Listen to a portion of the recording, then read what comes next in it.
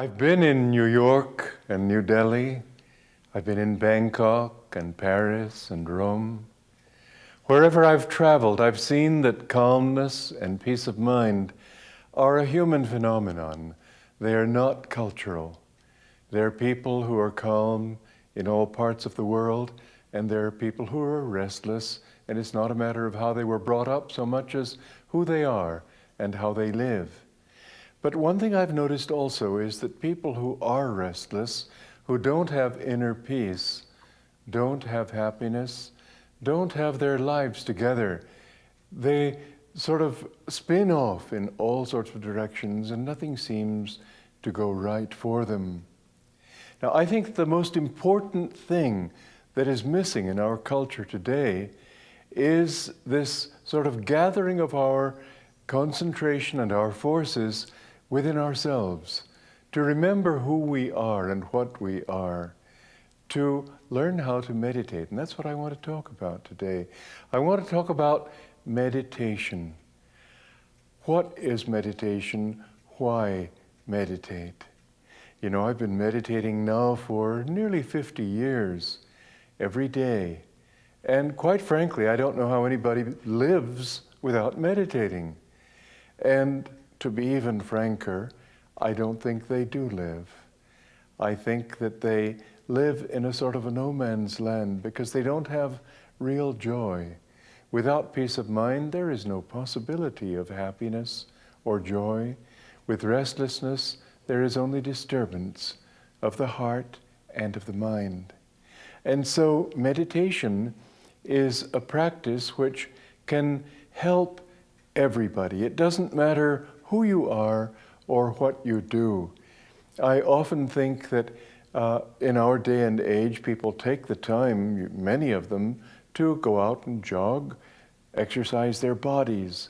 They take the time to brush their teeth and do other minimal hygienic activities that will keep them more or less clean inside and fit. It's just beginning to become known and understood that we also have to keep our minds calm. We have to learn how to control our minds. It's almost like when somebody goes into a factory to help them to know how to cut corners in their work so they can work more efficiently. Our mind is a kind of factory. It's a factory of ideas. It's a factory of energies.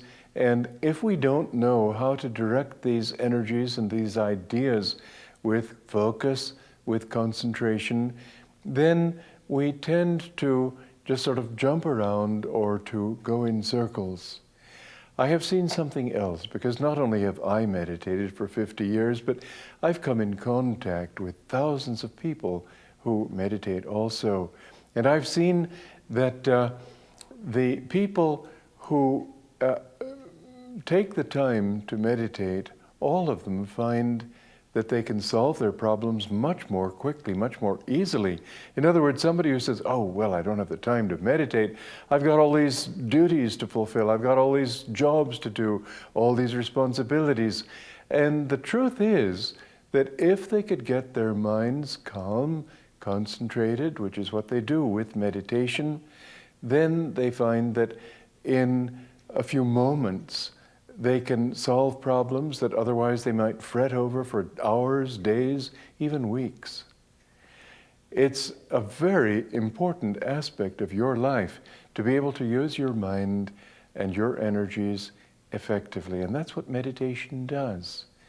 Meditation is a way primarily of getting you back to your own center. And I've often thought about skiing and the example of a skier who's rushing down the slope and he suddenly finds himself faced with a mogul. Now, if you don't ski, perhaps you don't know what a mogul is, but it's a little bump in the slope. And as you come to that bump, you have to be able to know quickly whether to turn left or right. And perhaps you've already made up your mind that you've got to turn right when suddenly you see that there's a good reason for turning left. If you are not committed to a turn, or if you're committed to turning in the wrong way and then need to change direction, then you find that you fall down. And so if we have balance, if we're centered in our spines, you might say, then we can quickly adjust to whatever circumstances life throws at us. And instead of shouting and getting angry and upset, you find that you can adjust to reality. In a book of mine called Education for Life, I give a good definition of maturity, which is the ability to relate to other realities than one's own. That means, of course, it includes the idea of being able to adjust quickly to new directions, new ways of looking at things, other people's thoughts, and to see how those might be included in your own. To be in yourself is to be mature. To meditate is to achieve that maturity. So we're going to be talking this hour about meditation, what it is, how to do it.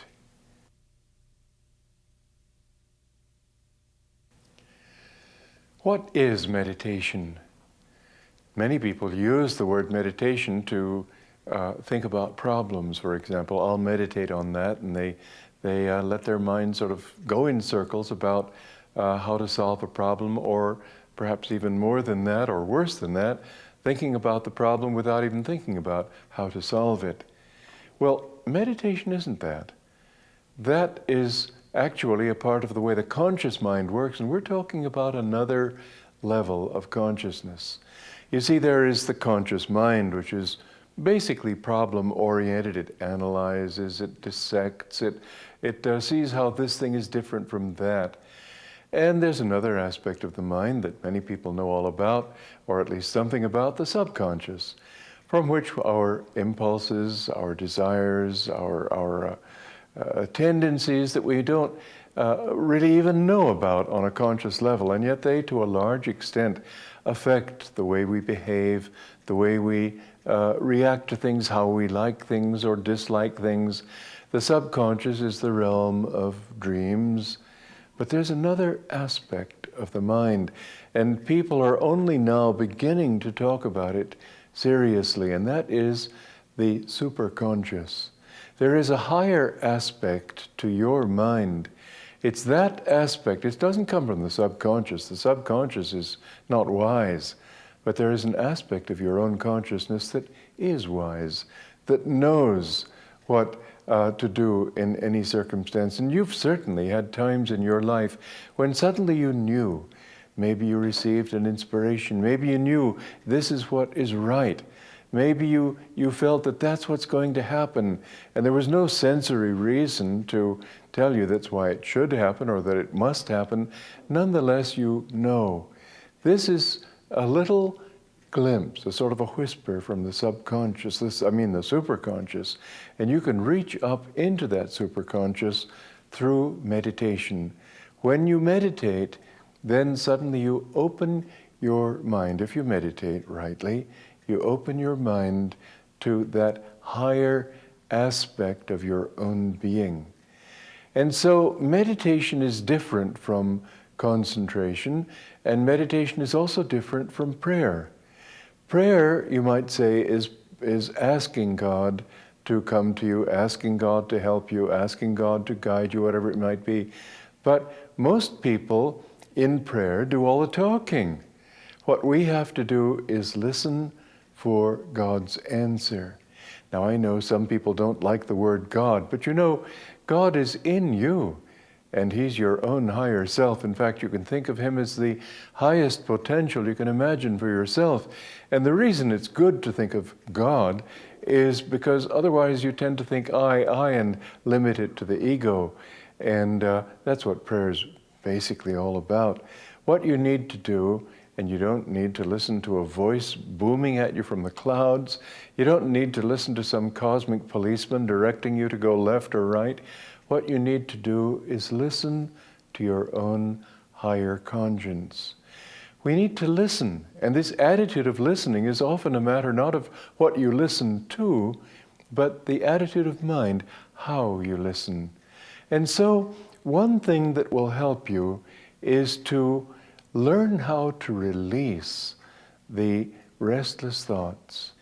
And meditation, finally, is listening to the silence underneath all the thoughts of your being, underneath your personality, and to listen to that deeper side of your nature which sings to you from your own superconscious. Finally, meditation means to focus your attention on those higher realities that are really you. And what are those realities? Well, I started with one of them, silence. But out of silence comes peace. And out of peace comes calmness. Peace, you see, is a negative thing in a way. Calmness is very strong and vibrant. And then behind that calmness, there is wisdom, there is joy, there is love, and there is also light. And underneath the silence, a deep sound, the music of the spheres that the Indian scriptures speak of as Om, and that the Christian Bible speaks of the Amen. But all mystics in all religions have communed with that sound, and it has lifted them out of the ego and out of the thought of self and personality into a recognition that they are a part of everything that is. Now, meditation is focusing on that and gradually learning to lose your smallness, to expand it into that greater reality. Now, there are ways that we can do this, and this is where we have to teach you techniques of meditation. But I'd like to emphasize before I do that, that meditation is also something that you can do all the time. Yes, the stillness of meditation comes with sitting absolutely still physically, but also as you walk, as you go about your affairs, be always recollected in yourself. Be always sort of mindful. You could even put it this way, be other-minded, so that behind the flowers, behind the wind, behind the clouds scudding in the skies, behind that there is some deeper awareness that brought you and all these things into existence. And meditation is something that you can do wherever you are in this sense. Just learn not to talk so much. We do much too much talking. Learn to be a little quiet. And in fact, even when you have to talk with people, don't just listen to their words and don't just blurt in and say, oh, I've got an idea, but listen to what their intention is behind their words, because very often people don't say what they really mean. They often want to, but don't know how. But sometimes they don't want to because their feelings are too deep to be expressed. And so we don't really communicate with people until we learn how to commune with people. And to commune with them means to go deeper than their personalities and to perceive that deep inner self that is struggling for outreach, struggling for communication, yes, but struggling to touch life even as you are. Each one of us is like an island on the ocean, united, apparently separate, but united underneath, because we are all projections of the same Mother Earth. So meditation, again, is listening. And before we get into the practice of meditating in a formal way, I'd like to begin, because I don't want to tie you down to rigid practices that you might find strange. I'd like to begin with where you are in your life, with who you are, and suggest to you ways of transforming that familiarity into something that is a much deeper kind of familiarity. Not just the familiarity that you look at yourself, you see in your mirror every morning when you comb your hair. Not just that person whom you know to have likes and dislikes and habits, but listen to who you really are. Listen to your deeper ideals. Listen. Listen to the world. Be more aware of what is going on around you. Meditation is really, it begins with that pause, the pause between two thoughts, the pause between two emotions, the pause between two events, the ups and the downs of life. And I'd like to begin now to teach you a little bit about the actual technique of meditation. It's time we got to work. What you need to do if you want to really enter that pause is learn to keep your body completely still, and then try to make your mind still also. Now, there are certain things that can help you in this. One thing, of course, is deep breathing. Because when your body needs to be oxygenated, when it's full of carbon dioxide, you haven't been getting enough fresh air, then the mind becomes dull. Meditation is not going to sleep. Meditation is not dullness. It's not apathy. It's a moment when your mind is very fresh, very clear, very concentrated. And so the first thing you need to do is breathe a little bit. Now, I'd suggest that you begin by breathing, inhaling slowly, hold the breath slowly, exhale slowly. And in this particular exercise, we won't hold the breath out, but we'll inhale, counting to 12 mentally, hold 12 mentally, exhale counting 12 mentally, like this.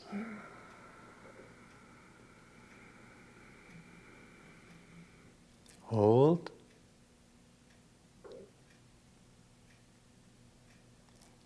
Exhale.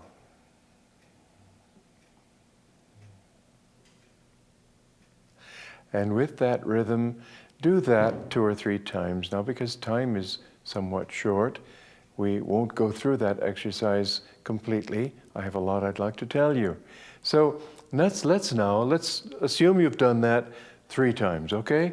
Inhale counting 12, holding counting 12, exhale counting 12. Now, inhale and tense the whole body. You see, you need to relax the body too. And there are many parts of the body that will be tense even without your being aware of it. You need to inhale and equalize that flow of tension all over the body. Then, once your body is tense, then when you throw the breath out, you'll be able to relax the whole body simultaneously. So let's then begin. Inhale like that, tense the whole body, and exhale and relax. And when you tense, vibrate the whole body with tension. So once again, exhale and throw the breath out and relax. Now, keep the breath out. It would help you at this point to close your eyes, but don't do it yet because I want you to watch me.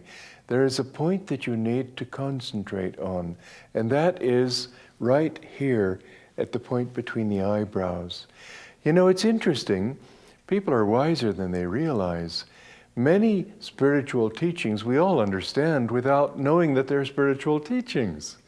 One of them is that this is the seat of concentration in the body, and you know when you concentrate deeply, you tend to knit your eyebrows, don't you?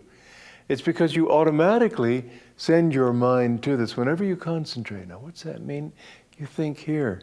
This is the seat of concentration.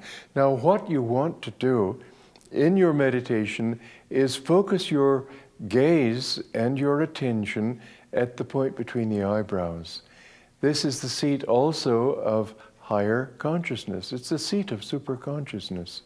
And the more you can bring your mind in a focus to that point, the more you will find your consciousness becoming uplifted. I had an experience many years ago. I suddenly found myself in a mood, and I tried to reason my way out of this mood, and I just couldn't get out of it. And I didn't like the mood, and so I decided, well, instead of sort of thinking my way into a deeper and deeper mood, I'm going to have to try something else. So I sat down, and I focused my mind with all my willpower at that point between the eyebrows. You know that in a few seconds, my mood had changed. This is the seat of higher consciousness. When you can bring your mind there, you can get rid of diseases as well as moods. You can get rid of the darkness in your body and in your mind.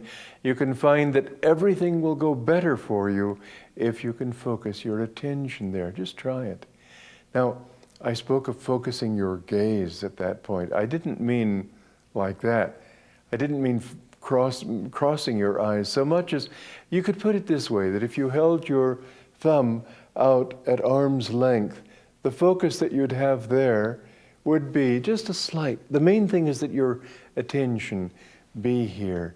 Now, after you've done the inhalation and exhalation, inhaling, tensing the body, throwing the breath out and relaxing, then focus your attention here and try mentally, at this point you can close your eyes and try to feel space in your body and feel as if all that space were being focused at this point. Now, if you have any sensation, like somebody perhaps is walking outside, maybe you hear a car horn or a train going by or whatever it might be, imagine that that sensation is originating here, not in your ears, not in your body. Try to get everything centered here at the point between the eyebrows. And the more you do that, the more your feelings also, whenever you have any kind of feeling, offer it up. You don't want to do it with force. You have to relax there, because meditation, and in fact the way the whole superconscious works, is not by forcing anything. You relax into superconsciousness just the way you relax into sleep, except that in sleep you relax into a lower consciousness. In this, if you can just catch that little dividing line between the conscious and the subconscious, that's where the superconscious lies. Even at night when you go to sleep, try for a few moments before you surrender to sleep to catch that little dividing line, and you'll suddenly find in that relaxation you may enter into at least a kind of semi-superconscious state. So when you concentrate at the point between the eyebrows, your first rule in meditation is to relax. Relax into awareness, don't relax into sleep.